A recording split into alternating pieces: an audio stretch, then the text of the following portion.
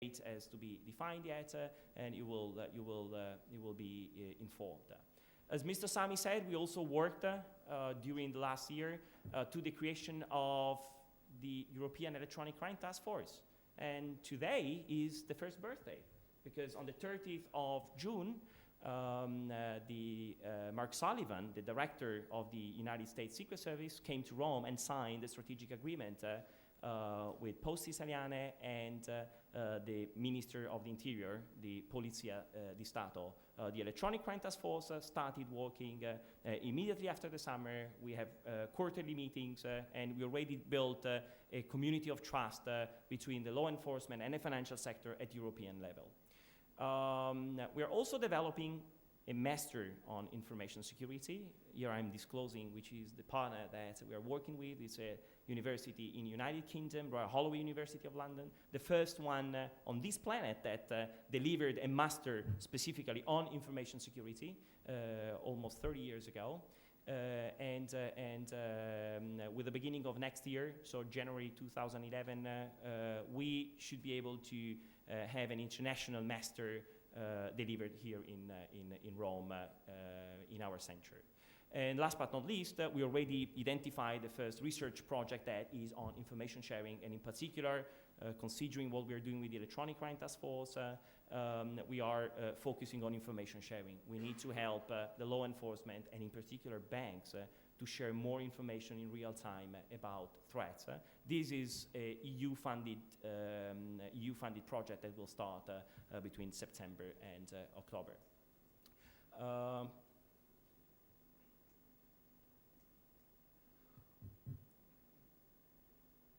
You can find updates on GCSEC activities on our website, www.gcsec.org. Today you find a temporary website, the website that we created just to support the organization of this event. There will be a new website that will be published on the 15th of July. It will be, a portal where you will have access to all the presentations that will be given today, and later on this summer we will also make available for everybody the recordings, the videos of all the speeches plus specific reports on DNSS. Also, we have a Twitter channel, GCSEC, so you can connect and stay updated. And there's also a LinkedIn group, Global Cybersecurity Center, GCSEC, where we will keep everybody posted on all the initiatives and activities that we will start after the summer. Now, I would move to the second session. I don't know if Mr. Sami is willing to stay with us. In a different position, I invite all the speakers of panel 2 to come here on the stage. And thank you very much, Mr. Sami.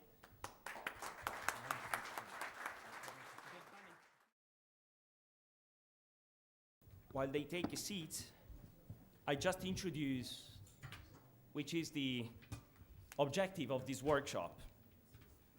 So today we focus on domain name system security, and in particular, DNS security extension, also known as DNSSEC. I am sure that all of you are aware that DNS, the domain name system, is a key component of the internet infrastructure. Without it, we could not access the internet.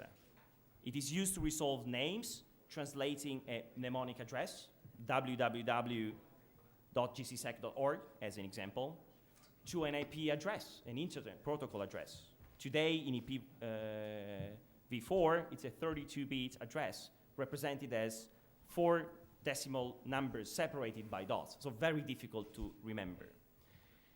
DNS was defined between 1982 and 1983, RFC 819 by John Postel, and then following RFCs 882, 883, Paul Mocapetris, and we are still using that same standard. DNS is one, if not the largest, distributed database with hundreds of millions of domains registered and billions of queries every day. But DNS have been demonstrated vulnerable to many forms of attacks. The most famous has been discovered by Dan Kaminsky, and later during this session we will have a short video of him. The EU Vice President for the Digital Agenda, Neelie Kroes, recently warned against complexity on the internet security, and she specifically cited the reliability of DNS as something that cannot be taken for granted. In the last 20 years, many experts worked to the definition of a set of security extensions for the DNS. That's DNSSEC. Today, we have here the best experts on this topic, starting from Steve Crocker, one of the founders, or the fathers of the internet, but for sure, the father of DNSSEC, and he's not alone. There's a long list of experts coming from all over the places, 23 of them that's committed to the success of our first initiative. So let's thank all the speakers who came to Rome to support our discussion. I now leave the floor to Mr. Agostino Ragosa. Agostino is the Chief Information Officer of Poste Italiane, and he's also involved in the life of GCSEC, and he will talk about deploying the DNSSEC from an enterprise perspective. Thank you, Andrea. Welcome to all of you to Rome. Welcome to Poste Italiane. My name is Agostino Ragosa, and I try to describe in a few slides what is the interest of Poste Italiane in DNSSEC utilization. My company is the largest company enterprise in Italy, serving services on the net. Some elements of our group profile are described in this slide. We are more than 105,000 people. We have more than 20.1 billion euro, and the profit net about 900 millions. It's a big company that is in the center of a business transformation. A business transformation that is interesting not only the Italian postal operator, but all the postal operators at worldwide level.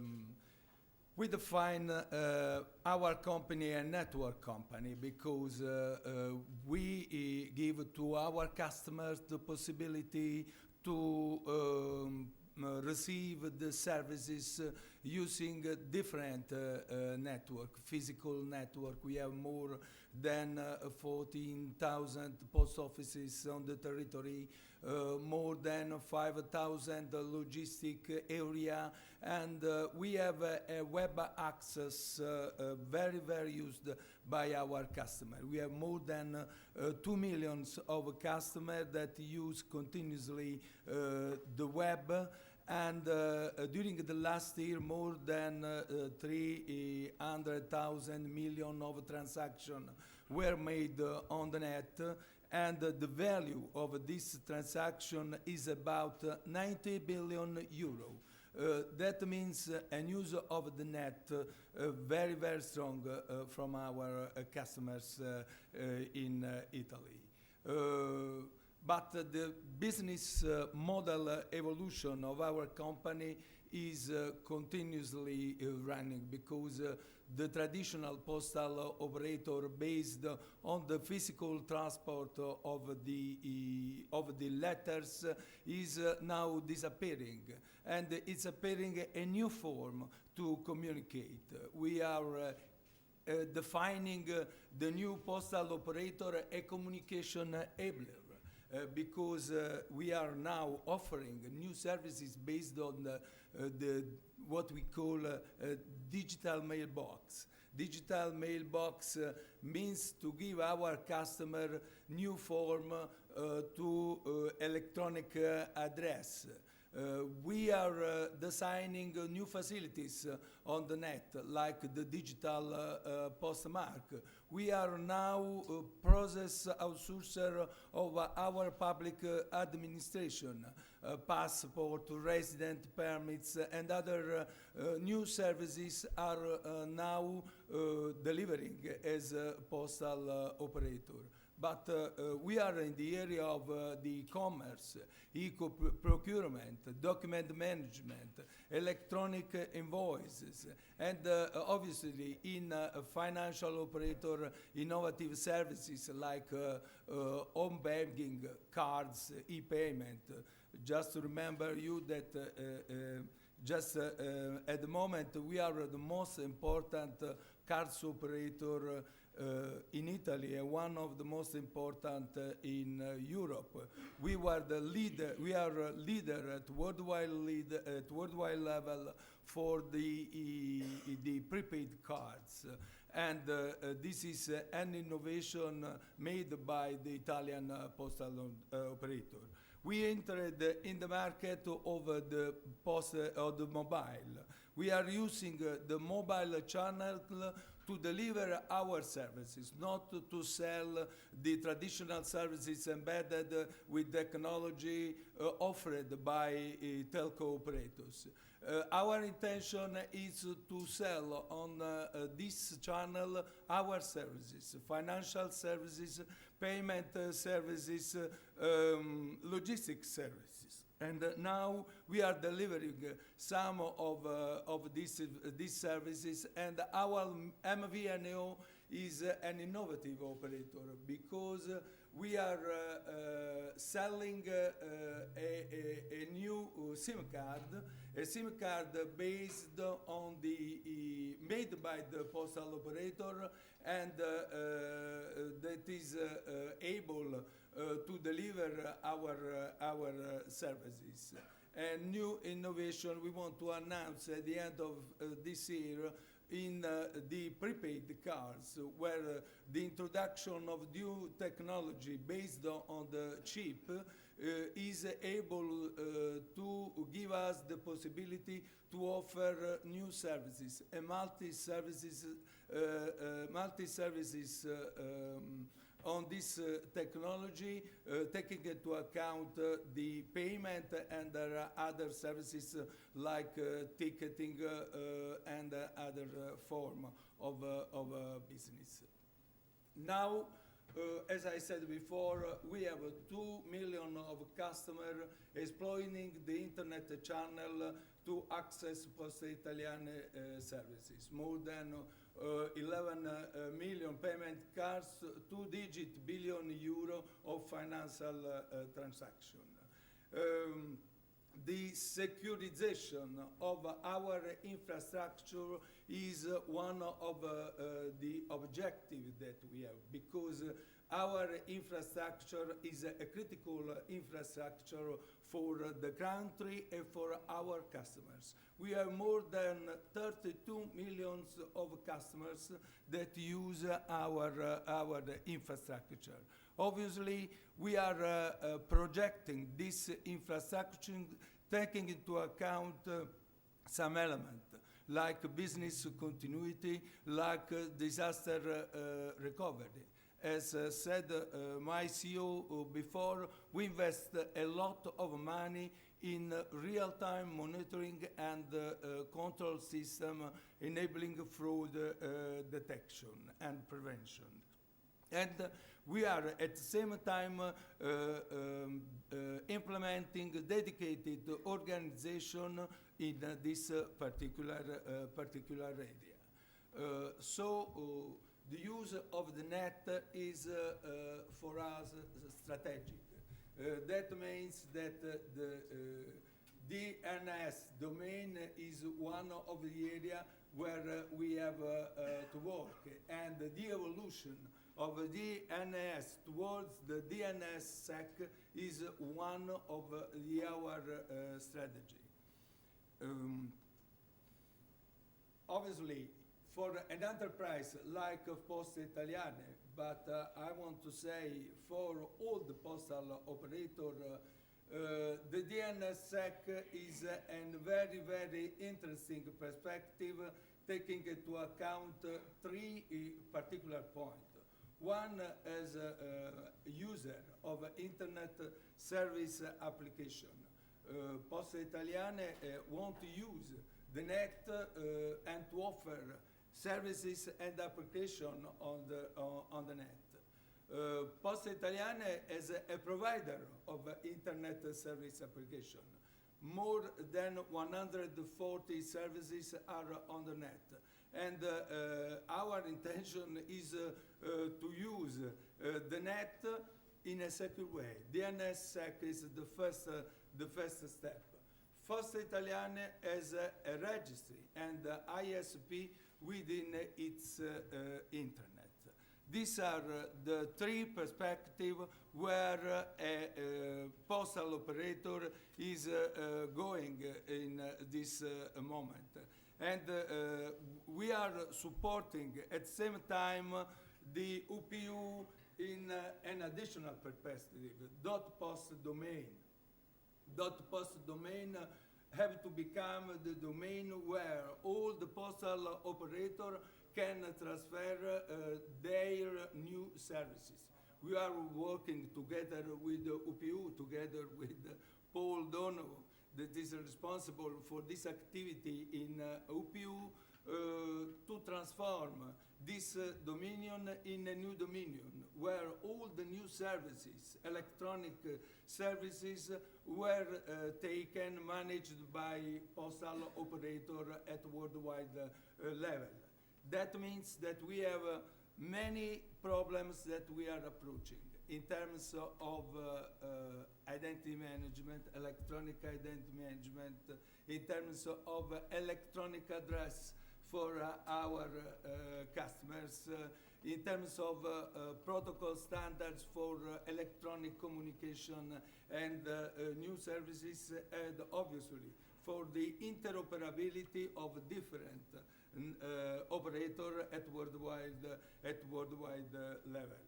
For that reason that I summarized, I hope that this meeting could give us, Andrea, some directions, because we are very, very interested, and many postal operators at worldwide level are interested into these activities, because this area will be the area where the postal operator have to operate tomorrow, developing new services in the area of electronic communication. Thank you very much.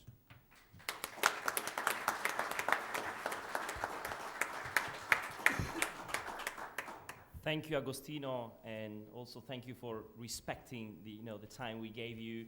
We are slightly late. There was a lot of traffic this morning in Rome, and we need to hurry up. We have now Olaf Kolgman. He's head of NLNet Labs. I invite you to read the biography of each speaker. You have it inside the folder. Olaf will speak about what is DNSSEC and why we need it. Thank you, Olaf. If everything is well, you should see... The mic.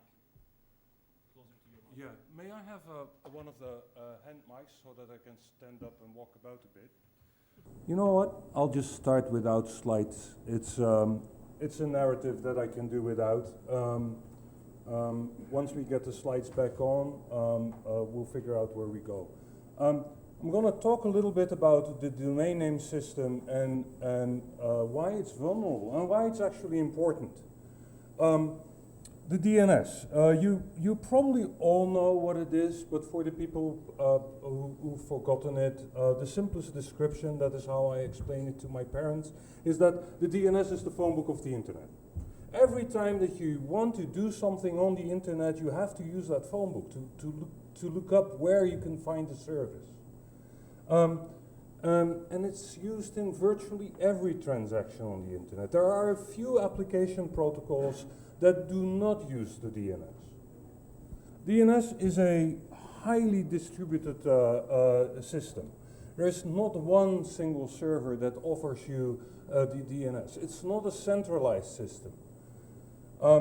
There are millions of servers around that will do lookups in the DNS. If you, it does see the monitor. There is magic happened. Oh, it's the other computer. They use the Acrobat reader. Now that means that there will be a lots of slides to go over. But anyway, it's highly distributed. There's not one single server. Usually when you start up an application, your application will talk to a computer very nearby, and that will go over the internet looking for an answer.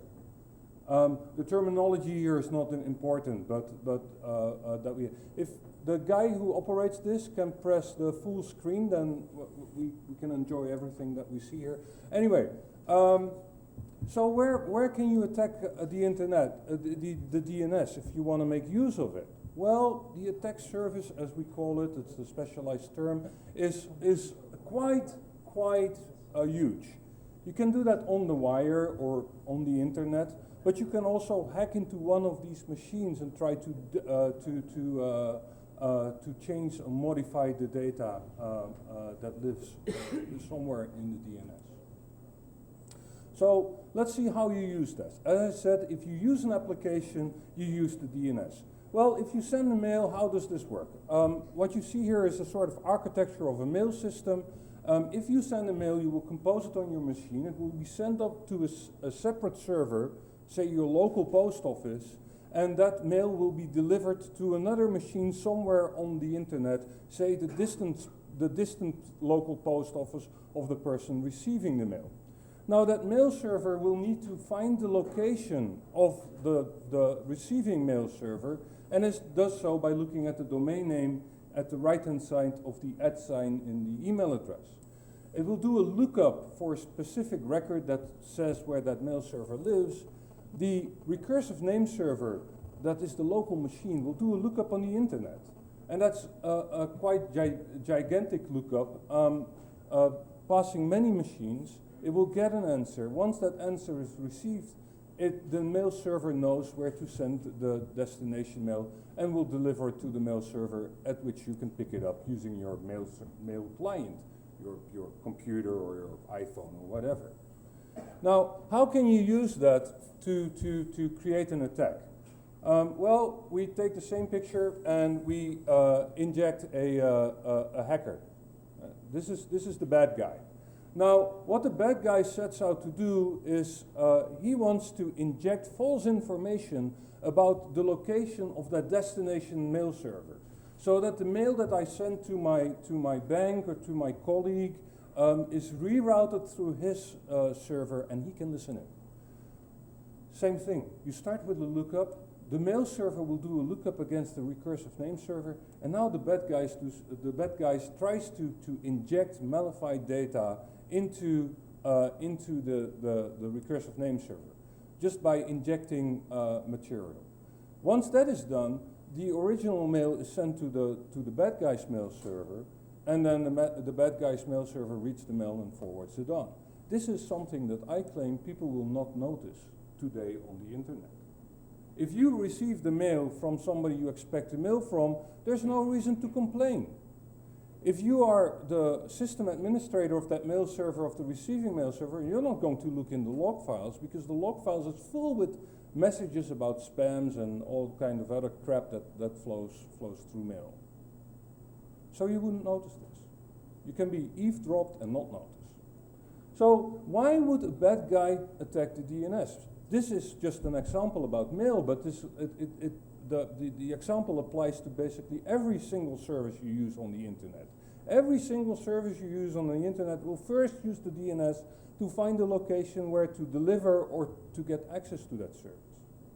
So if I were to attack the DNS, what should I attack? Well, basically follow the money. How can I make profit from attacking the DNS? That's how criminals think. It's an economic proposition in the end. Well, organizing your life. That can be pretty profitable for an attacker to attack. If I go, most people will use Google Calendar.